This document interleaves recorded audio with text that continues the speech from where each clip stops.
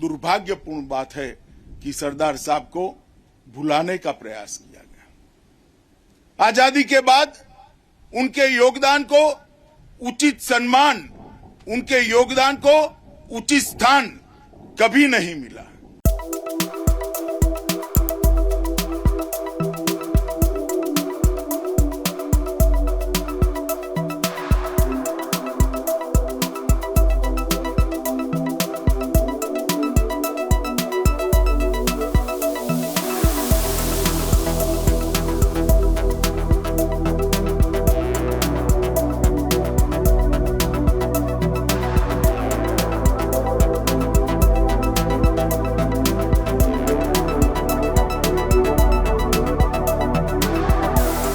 मित्रों, सरदार साहब ने जिस प्रकार से आजादी के बाद भारत को एक करने का काम किया, मगर दुर्भाग्यपूर्ण बात है कि सरदार साहब को भुलाने का प्रयास किया गया। आजादी के बाद उनके योगदान को उचित सम्मान, उनके योगदान को उचित स्थान कभी नहीं मिला, मगर ना उनको भारत रत्न दिया गया, ना उनको उचित सम्मान दिया गया, मगर कहते हैं कि सूर्य को कितनी देर बादल ढक कर रख सकता है। परिस्थितियां बदली, देश बदला, आज सरदार साहब को भारत रत्न भी मिला है और विश्व की सबसे ऊंची प्रतिमा सरदार साहब की हम सब की नजर के सामने है।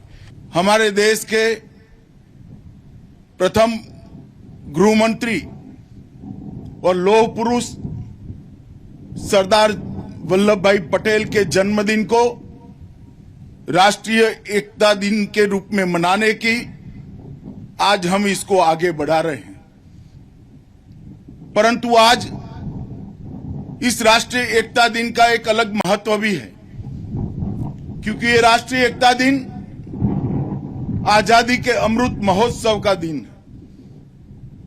आजादी के अमृत महोत्सव में पड़ने वाला ये राष्ट्रीय एकता दिन हम सब के लिए विशेष महत्व रखता है, क्योंकि सरदार साहब ने आजादी के बाद जाते जाते अंग्रेजों ने जो देश के टुकड़े टुकड़े करने का षड्यंत्र किया था, भारत, पाकिस्तान और 550 से ज्यादा राजे रजवाड़ों को अलग कर देश को खंड खंड करने की एक योजना थी, उसको विफल करते हुए सरदार वल्लभ भाई ने आज एक अखंड भारत बनाने का जो संकल्प लिया था, आज उनका जन्मदिन है। मित्रों, ये केवड़िया कोई एक जगह का नाम नहीं है, एक तीर्थ स्थान बन गया है, राष्ट्रीय एकात्मता का तीर्थ स्थान, राष्ट्र धर्म का तीर्थ स्थान,